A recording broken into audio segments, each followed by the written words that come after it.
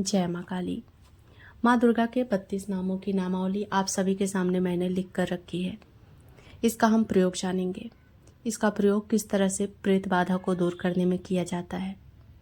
जिस भी व्यक्ति के ऊपर प्रेत बाधा होते हैं उसके साथ कुछ घटनाएं ऐसी घटित होती हैं जो ये दिखाती हैं कि वो व्यक्ति प्रेत से पीड़ित है।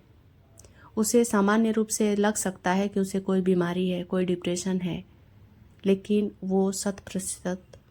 लेकिन वो प्रेत बाधा होती है।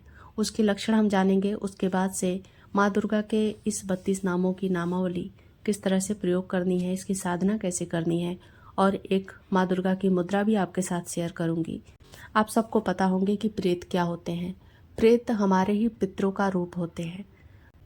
एक अच्छे रूप में हैं तो वो पितृ हैं, पूजे जाते हैं, हमारी मदद करते हैं। और वही हमारे पूर्वज जब भयानक रूप में हैं, गुस्से में हैं, क्रोध में हैं, अतृप्त हैं, तो वो प्रेत बनते हैं और वो हमारे पूर्वज ही हमें परेशान करते हैं। फिर उनकी मुक्ति के लिए हमें कुछ करनी पड़ती है, जैसे कि साधना करनी पड़ती, तर्पण करना पड़ता। फिर भी कई बार ऐसा होता है जो जिद्दी प्रेत होते हैं, जिनको इस पृथ्वी से कोई ऐसी वस्तु है, कोई ऐसा मनुष्य है जिससे उसको बदला लेना है, या फिर उसके कुछ काम, कुछ ख्वाहिशें अधूरी रह गई हैं, तो उसको पूरा करने के लिए वो इस पृथ्वी पर रहना चाहता है, वो मुक्त नहीं होना चाहता। आपने बहुत सारे उपाय कर लिए पितृबंधन से मुक्त होने के लिए, पितृदोष का उपाय कर लिए, फिर भी वो नहीं जा रहा है। इसका मतलब है कि वो पितृ प्रेत बन चुका है, वो भयानक रूप ले चुका है। अब उसका नाश माँ दुर्गा ही कर सकती हैं, माँ काली ही कर सकती हैं। अब यहाँ पर प्रेत बाधा भी दो तरह की होती है। एक तो अपने पितृ होते हैं जो नाराज है, जैसे कि मैंने बताया, और दूसरा वो प्रेत बाधा होता है जो कि हमारे ऊपर किसी ने कर रखा है, किसी ने भेज रखा है। तो ये दोनों तरह से हमें नुकसान ही करेंगे और इसका जो काट है वो माँ दुर्गा ही है।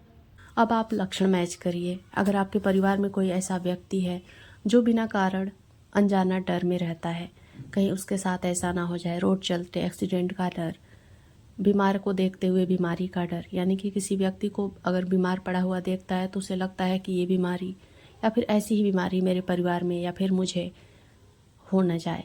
अगर ऐसा डर उसके मन में रहता है तो वो व्यक्ति प्रेत बाधा से ग्रस्त होता है।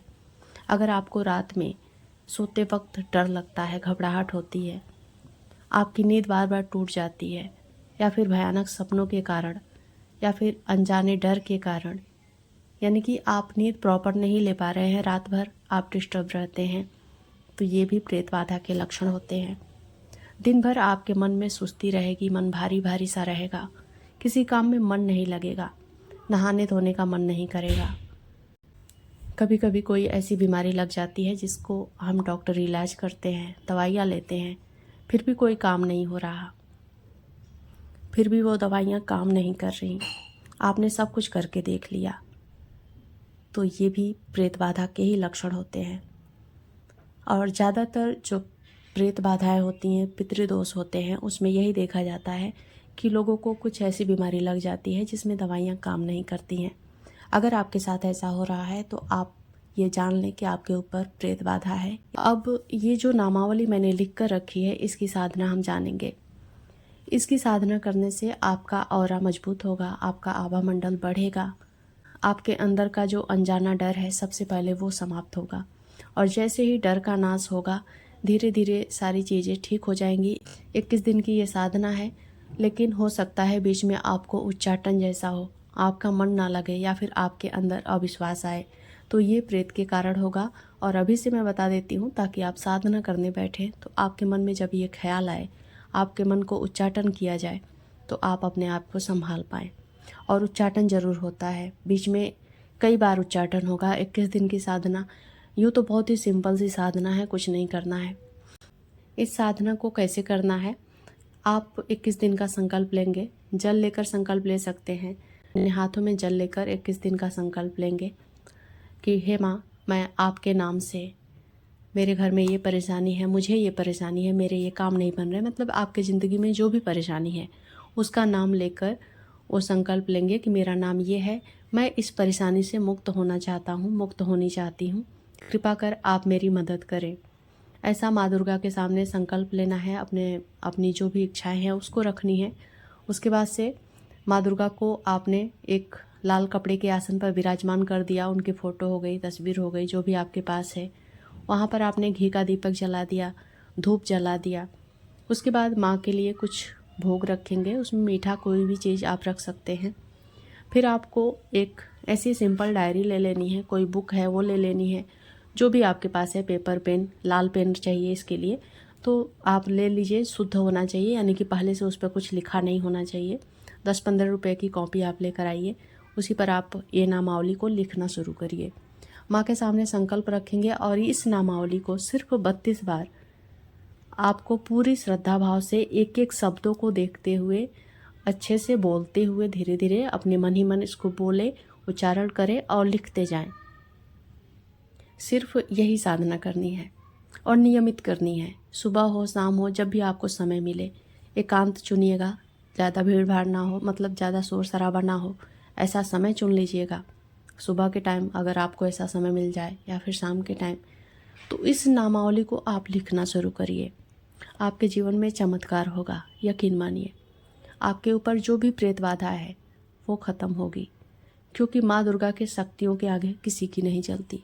चाहे वो कितना भी जिद्दी प्रेत हो, उसको निकलना ही होगा। उसके बाद जब ये नामावली आप लिख लेंगे, आपको माँ के सामने एक मुद्रा करनी है।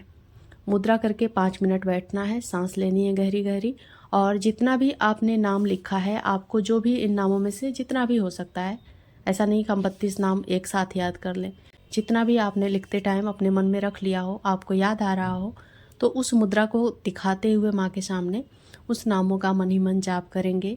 मन को शांत रखेंगे और ऐसा महसूस करेंगे कि आपके आसपास का जो ऑरा है वो पूरा शुद्ध हो गया है। आपके आसपास एक वाइट कलर की एनर्जी फैल रही है, प्रकाश फैल रहा है। आपके अंदर से, आपकी जो भी साधना का क्षेत्र है, वहाँ से ऐसा प्रकाश निकल रहा है।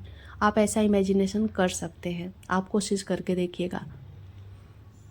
और उस मुद्रा को बनाकर रखनी है, अपनी थाई के ऊपर रखना है। जैसे आप पद्मासन में बैठे हैं तो उस मुद्रा को बनाकर रखिएगा।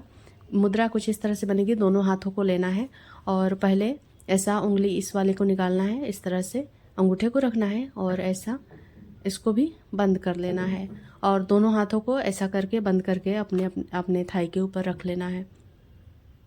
इस मुद्रा को ऐसा करके 5 मिनट आप ध्यान करेंगे, माँ के नामों का स्मरण करेंगे, जितना भी नाम आपको याद हो सके। फिर आप अपने आसन से उठ सकते हैं माँ को प्रणाम करके, और जो भी भोग प्रसाद रखा होगा, जिस भी व्यक्ति को परेशानी है घर में, उसको खिलाइए, अपनी खाइए, यानी कि अपने पूरे परिवार में मिलजुल कर उस प्रसाद का सेवन करिए। वहाँ पर एक लोटा जल भी रखिएगा, मैं वो बताना भूल गई थी, और उस जल का पूरे घर में छिड़काव करना है और बचे हुए पानी को आप किसी पौधे में डाल दें। अपने ऊपर भी छिड़किएगा, अपने परिवार के ऊपर भी छिड़किएगा। इतनी आसान सी साधना है, कुछ ज़्यादा करना नहीं है। सिर्फ 21 दिनों का संकल्प लेकर इस नामावली को लिखना है। लेकिन इस साधना को करते हुए मन में कोई संशय नहीं आना चाहिए।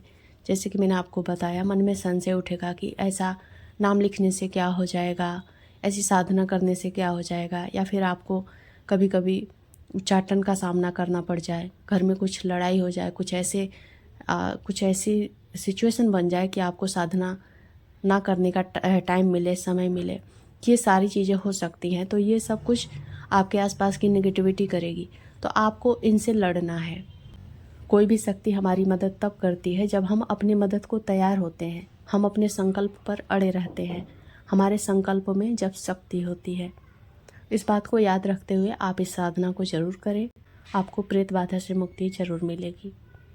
जय माँ काली।